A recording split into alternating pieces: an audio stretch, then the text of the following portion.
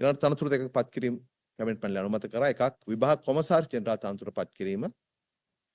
විභාග කොමසාරිස් ජෙනරාල් තනතුරේ සේවය කරන ලද HJMCA ජයසුන්දර මහතාගේ සේවා කාලය 2025 5/6 දිනෙන් අවසන් වෙනවා.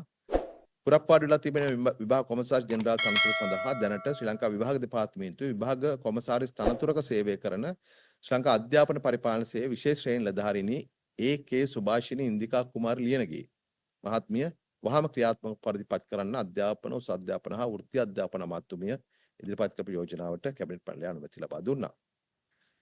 ඊළඟට සර්වර් ජෙනරල් තනතුරට සර්වර් ජෙනරල් ලෙස සේවය කළ ශ්‍රී ලංකා මිනින්දොරු සේවයේ විශේෂ ශ්‍රේණි නිලධාරී UKSP විජේසිංහ මහතා වයස අවුරුදු 60 සම්පූර්ණ වීම නිසා 2025 1/22 දින සිට රාජ්‍ය සේවය නිෂ්ක්‍රාම ලබා ඇත.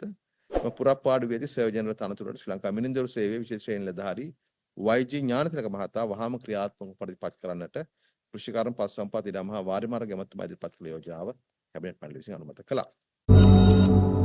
Daily Reports TV